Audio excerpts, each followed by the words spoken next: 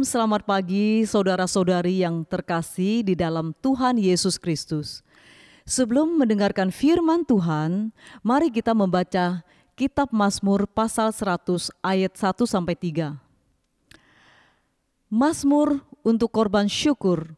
Bersorak-soraklah bagi Tuhan, hai seluruh bumi. Beribadalah kepada Tuhan dengan sukacita. Datanglah ke hadapannya dengan sorak-sorai. Ketahuilah bahwa Tuhanlah Allah. Dialah yang menjadikan kita dan punya dialah kita, umatnya dan kawanan domba gembalaannya. Mari kita berdoa. Tuhan, sebagaimana yang Kau firmankan bahwa tak berkesudahan kasih setia Tuhan, tak habis-habisnya rahmat-Nya, selalu baru setiap pagi. Itulah sungguh nyata di dalam hidup kami. Oleh karena kasih setiamu, kami masih hidup hari ini. Oleh karena rahmat-Mu, kami masih dapat berkumpul, bernyanyi, berdoa, dan duduk menikmati firman-Mu. Kami percaya ibadah ini pun akan menjadi berkat-Mu bagi kami, menguatkan kami yang lemah, memulihkan kami yang putus asa, dan menyembuhkan kami yang sakit. Sungguh kami bersyukur untuk semua kebaikan-Mu dalam hidup kami. Inilah doa dan syukur kami dalam nama Tuhan Yesus. Amin. Meskipun hari ini dunia menganggap mahkota yang ia kenakan sebagai tanda kehinaan, namun bagi kita mahkota itu merupakan tanda kemenangan dan kehidupan. Kendaki pun bagi dunia Kalvari merupakan tempat yang menjijikan, namun bagi kita Kalvari merupakan tempat terindah yang suatu saat akan menjadi tempat yang dipuji-puji oleh semua umat manusia yang percaya kepada Yesus Kristus. Tenangkanlah hati dan jiwamu. Kita sudah berada di tempat yang tepat. Ingatlah selalu Getsemani dan Kalvari adalah rumah kita. Mahkotailah Raja hidup, mulia bagimu. Ingat mahkota durimu, pimpin ke Kalvari.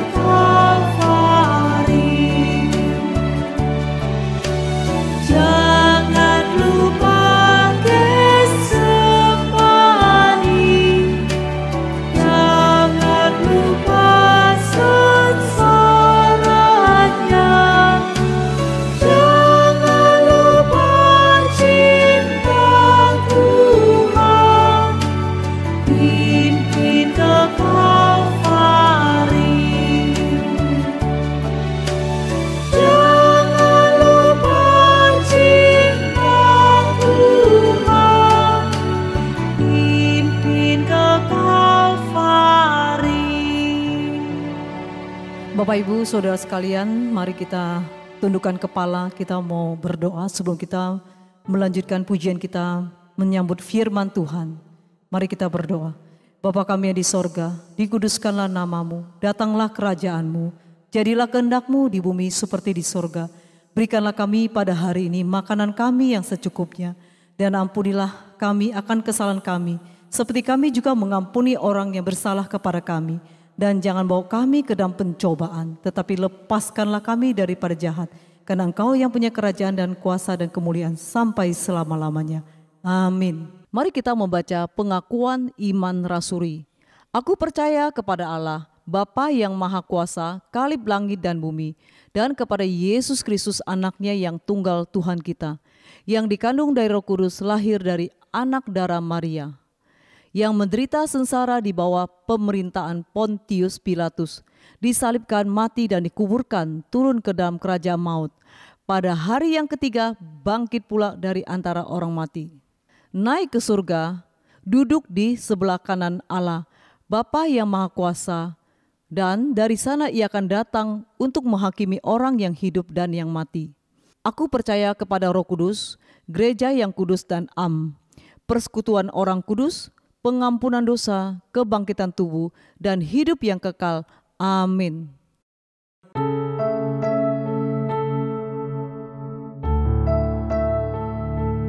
Salam, selamat pagi saudara-saudara kasih Tuhan. Pada pagi ini kita ketemu lagi untuk mendengar sabda firman Tuhan. Marilah kita berdoa. Bapa kami surga, terima kasih Tuhan. Pada pagi ini kami membuka hati kami, pikiran kami, telinga kami untuk mendengar sabda firman Tuhan.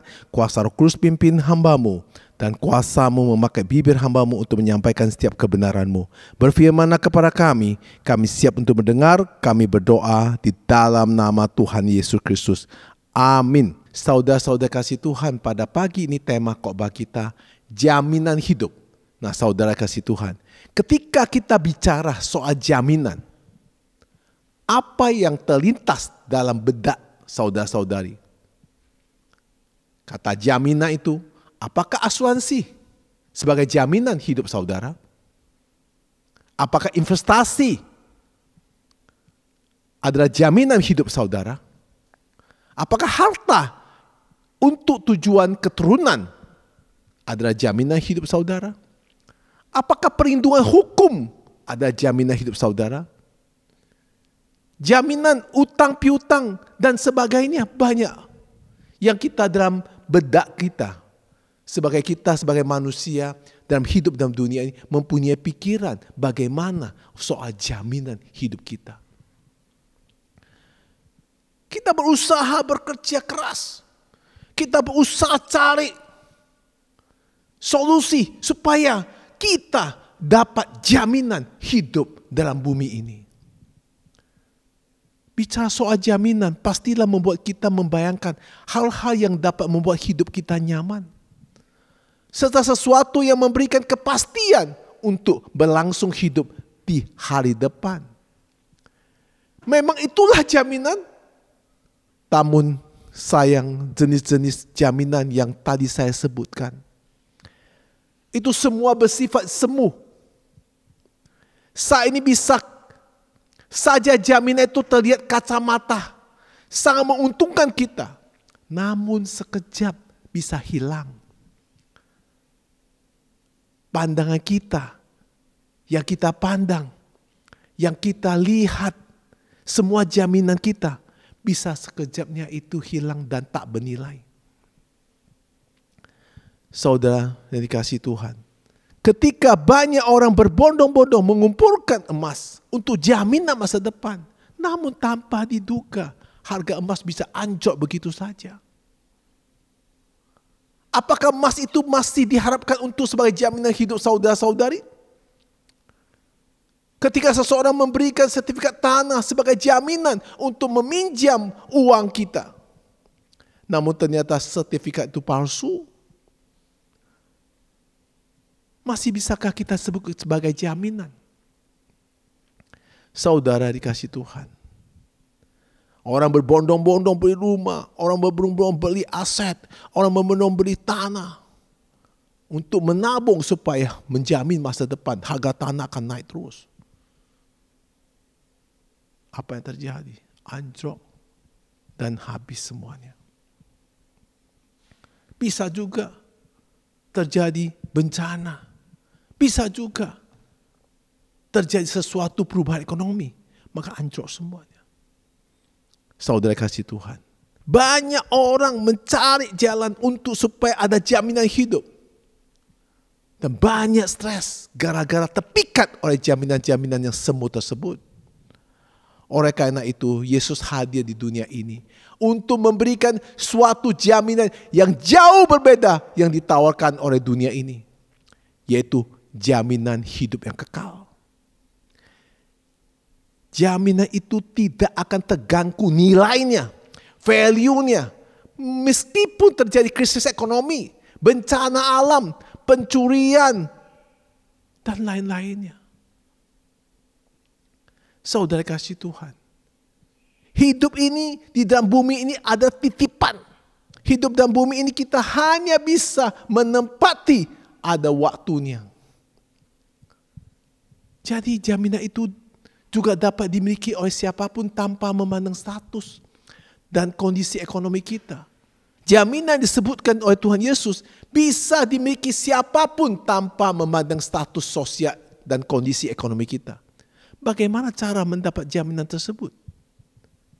Dengan percaya bahwa Yesus adalah Tuhan dan Juru Selamat kita. Ketika kita percaya, kita diselamatkan. Dan pada saat itu juga kita menerima anugerah hidup yang kekal. Saudara kasih Tuhan, hidup yang kekal bukan hidup dalam dunia ini. Hidup di surga bersama Tuhan Yesus kekal selama-lamanya. Yohanes 10 ayat 27 sampai 28. Ayat 27. Domba-dombaku mendengarkan suaraku dan aku mengenal mereka dan mereka mengikuti aku. Dan aku memberikan hidup yang kekal kepada mereka dan mereka pasti tidak akan binasa sampai selama-lamanya dan seorang pun tidak akan merebut mereka dari tanganku. Saudara kasih Tuhan, yang dikatakan Tuhan Yesus, hidup kekal itu memberikan jaminan kepada kita bahwa seberat apapun perjuangan hidup kita pada saat ini, kita tetap harus pegang setia pada firman-Nya. Maka kelak kita pasti akan memperoleh kebahagiaan sejati. Saudara-saudara kasih Tuhan, Kristuslah yang akan memberikan jaminan hidup kepada orang percaya. Di dalam kitab Ibrani 7 ayat 22. Demikian pula Yesus adalah jaminan dari suatu perjanjian yang lebih kuat. Saudara kasih Tuhan, jika kita merenungkan besarnya peranggalan dan dosa kita, saudara, sesungguhnya kita manusia ini ada hidup dalam dosa. Punya keinginan, keserakahan, kepuasan. Dan pikiran kita penuh dengan kotoran. Sesungguhnya kita tidak layak menerima semua yang baik dari Tuhan. Tak layak menerima berkat-berkat-Nya. Tetapi patutlah kita bersyukur. Kristus telah mengorbankan nyawanya sebagai jaminan bagi kita. Sehingga kita dapat memperoleh dan menikmati berkat rohani di dalam surga. Di dalam Injil Yohanes 19 ayat 30. Sesudah Yesus meminum anggur asam itu, berkatalah ia, sudah selesai. Lalu ia menunduk kepalanya dan menyerahkan nyawanya. Kata sudah selesai mengandung arti bahwa Tuhan Yesus telah menggenapi apa yang menjadi kehendak Bapa, yaitu memberikan jaminan dan membayar lunas utang-utang dosa melalui darahnya yang tertumpah di kayu salib. Tuhan Yesus telah menjadi jaminan bagi kita dengan tubuhnya sendiri. Sehingga pintu anugerah terbuka bagi orang yang mau percaya kepada Tuhan Yesus Kristus. Pintu keselamatan terbuka bagi orang yang mau percaya kepada Tuhan Yesus Kristus. Pintu pemulihan terbuka bagi orang yang mau percaya kepada Tuhan Yesus Kristus. Pintu kesembuhan terbuka bagi orang yang mau percaya kepada Tuhan Yesus Kristus. Pintu kemenangan akan terbuka bagi orang yang mau percaya kepada Tuhan Yesus Kristus. Pintu berkat semua akan terbuka bagi orang yang mau percaya kepada Tuhan Yesus. Sekarang tinggal bagaimana kita melangkah untuk melahirkan segala hal yang telah Tuhan sediakan bagi kita. Saudara kasih Tuhan, untuk memperoleh apa yang Tuhan janjikan dibutuhkan ketekunan dalam melakukan kehendak-Nya. Ketekunan adalah ketetapan hati yang kuat untuk sungguh-sungguh di dalam Tuhan. Banyak orang Kristen mengingat janji Tuhan digenapi dalam hidupnya, tapi tidak mau bertekun mencari Tuhan Yesus. Tidak tekun ibadah, tidak tekun doa, tidak tekun intim dengan Tuhan. Mengapa demikian? Karena mereka berpikir bahwa Tuhan bertindak tidak sesuai dengan ia mau. Bahwa seperti jalan Tuhan sangat bertentangan dengan keinginannya. Itu sebabnya mereka kecewa dan menyerahkan di tengah-tengah jalan sebelum janji Tuhan digenapi. Padahal mereka tahu bahwa Tuhan Yesus sudah menjadi jaminan bagi kita untuk mengalami berkat yang dijanjikannya kepada kita. Yang pasti Tuhan Yesus ada jaminan bagi orang percaya untuk masuk ke dalam kerajaan surga. Di dalam Injil Yohanes 14 ayat 6b. Tidak ada seorang pun yang datang kepada Bapa kalau tidak melalui aku. Itu jelas. Tak seorang pun bisa ke surga tanpa melalui Yesus. Kristus ada pintu kita masuk ke surga. Saudara tunggu apa? Jaminan apa yang saudara bisa ambil dalam hidup dalam dunia ini? Semua jaminan yang ada dalam dunia itu semu, sementara. Saudara kasih Tuhan, saya bernubuat di tahun 2024 ini. Perkara-perkara yang di luar kendali saudara-saudara. Saudara tidak berkuasa mengubahnya. Itu karena sudah di area Tuhan. Saya memberikan sebuah prediksi seperti ini. Bahwa nanti tahun 2024 akan ada nada perkara-perkara ajaib. Perkara-perkara luar biasa terjadi dalam hidup saudara. Itu sama sekali bukan hasil usaha dan jeripaya saudara. Karena bukan di dalam area saudara lagi. Sudah di area Tuhan. Apa yang saudara kerjakan sudah saudara kerjakan. Apa yang saudara lakukan sudah saudara lakukan. Tetapi jika itu bukan di area Tuhan, serahkan kepada Tuhan. Pegang janjinya, maka semua Tuhan yang genapinya. Saudara kasih Tuhan. Di dalam kitab Ibrani 10 ayat 23. Marilah kita yang kuat berpegang teguh pada pengakuan tentang pengharapan kita. Sebab Ia yang menjanjikannya setia. Saudara kasih Tuhan. Umat yang sudah menerima Tuhan Yesus Kristus sebagai juru selamat adalah orang yang sangat beruntung. Sebab berhak menerima jaminan dari Tuhan Yesus dan janji yang sudah disediakan bagi kehidupan kita. Jaminan kita peroleh membuat kita mengalami kemenangan-kemenangan di dalam hidup kita. Di masa-masa sulit ini, kita mampu berkata, Engkaulah Tuhan penolongku. Aku tidak takut karena ada jaminan yang pasti dalam hidup yang diberikan Tuhan Yesus kepada saya. Itu yang saudara katakan. Saudara kasih Tuhan. Ada jaminan yang sudah pasti. Yang Tuhan janjikan. Yang di dalam Alkitab Tuhan sudah berkata, aku berjanji. Barang siapa percayaku akan bersama aku di Firdaus. Itu jaminan keselamatan. Ini sangat penting keselamatan saudara kasih Tuhan. Saudara hidup di dunia ini sementara. Jika saudara hidup berusaha mencari jaminan dengan segala cara, itu semua saudara akan tinggalkan. Tapi saudara harus cari keselamatan yang disediakan Tuhan Yesus Kristus. Hidup kekal bersama Dia di surga. 1 Yohanes 5 ayat 11 dan 12. Ayat 11. Dan inilah kesaksian itu, Allah telah mengkaruniakan hidup yang kekal kepada kita. Dan hidup itu ada di dalam anaknya. Ayat 12. Barang siapa memiliki anak, ia memiliki hidup. Barang siapa tidak memiliki anak, ia tidak memiliki hidup. Anak dikatakan sini adalah Yesus Kristus. Saudara kasih Tuhan. Jika kita memiliki Tuhan Yesus, maka ada jaminan dalam hidup kita. Jika hari saudara menghadapi kejatuhan ekonomi, jangan takut, bangkit karena ada jaminan Tuhan. Katakan diri saudara, aku akan bangkit karena ada jaminan Tuhan Yesus Kristus. Jangan takut. Hidup ini apa yang kita ada, mau rumah, mau mobil, mau emas, mau aset, mau tanah, mau gedung, apapun itu cuma hanya semu sementara. Tidak ada jaminan. Mau bayar asuransi semahal apapun, yang nikmati bukan saudara, keturunan saudara. Oh, takut sakit. Kalau nanti suatu sakit tidak ada orang rawat saudara, maka kita masuk asuransi, dokter mahal, rumah sakit mahal. Itu juga tidak ada jaminan. Saya sebagai pendeta dikasih karunia kesembuhan, saya dah doa gitu banyak. Mereka habiskan uang puluhan miliar, tidak ada kesembuhan. Tetapi ketika mereka percaya bahwa Tuhan menyembuhkan dia dalam sekejap. Saudara bisa melihat kesaksian itu, bisa buka di Instagram saya, Elson Tan. Banyak kesaksian-kesaksian orang mengalami mujizat Tuhan. Jaminan dari Tuhan. Kedua, apa yang Tuhan jaminkan? Kemenangan. Di 1 Korintus 10 ayat 13. Percobaan-percobaan yang kamu alami adalah percobaan-percobaan biasa yang tidak melebihi kekuatan manusia. Sebab Allah setia dan karena itu ia tidak membiarkan kamu dicobai melampaui kekuatanmu.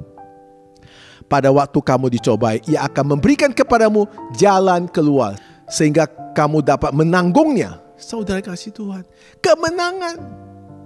Ketika dalam tekanan, ujian, percobaan ini sering berganti, Tuhan tahu, maka Tuhan tidak akan memberikan kamu melampaui daripada kemampuan kamu.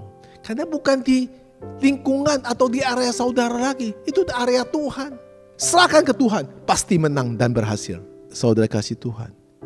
Apalagi jaminan pemulihan. Di 1 Yohanes 1 ayat 9. Jika kita mengaku dosa kita, maka ia adalah setia dan adil. Sehingga ia akan mengampuni segala dosa kita dan mensucikan kita dari segala kejahatan. Amin saudara. Ada pemulihan, pengampunan yang luar biasa. Siapa yang bisa mengampuni? Manusia gak ada satu pun bisa mengampuni. Mulutnya mengatakan ampun, hatinya gak mengampuni. Tuhan yang bisa mengampuni kita. Nah saudara, ada pemulihan terjadi dalam hidup kita. Saudara yang dikasih Tuhan. Apalagi jaminan, pelindungan. Di Amsal 3 ayat 5 dan 6. Ayat 5, percaya kepada Tuhan dengan segenap hatimu. Dan janganlah bersandar kepada pengertianmu sendiri. Akuilah dia dalam segala lakumu, maka ia akan meluruskan jalanmu. Puji Tuhan. Jangan bersandar dengan pengertian sendiri. Percaya dengan segenap hati kepada Tuhan. Tuhan yang melindungi kita semuanya. Saudara kasih Tuhan, di kondisi sekarang ini, keadaan buruk seapapun, tidak mengurangi jaminan hidup orang percaya kepada Tuhan. Karena dia sang pencipta, dia yang terus memberikan penolong dan penjaga kita dalam hidup kita. Terkadang yang mengecewakan ada sifat dan tindakan kita sendiri, yaitu lupa akan janji dan penyertaan Tuhan. Sehingga kita terus mengadakan kekuatan sendiri, tidak bersandar kepada Tuhan. Bagaimana saudara setelah mendengar khotbah ini? Marilah kita terus mengingatkan dan melakukan firman Tuhan ini dalam kehidupan kita.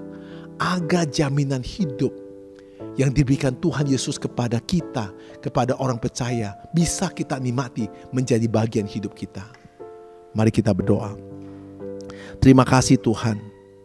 Engkaulah Tuhan Yesus yang berikan jaminan hidup dalam hidup kita sebagai orang percaya. Bukan jaminan hidup berupa asuransi, bukan jaminan hidup berupa harta, berupa benda, berupa aset. Itu bukan. Semua itu hanya titipan dan sementara. Jaminan hidup kita adalah jaminan hidup kekal yang bersama Tuhan Yesus Kristus di surga selama-lamanya. Kiranya Tuhan beri kekuatan kami tekun untuk mencari Tuhan, tekun untuk intim dengan Tuhan, tekun untuk menjalankan firman-Nya. Ya Tuhanlah yang memimpin kita supaya hidup ini semua dalam apa yang kita pikirkan, apa yang kita rasakan tidak terarus dengan jaminan-jaminan dunia. Jaminan surga lah yang menjamin kita.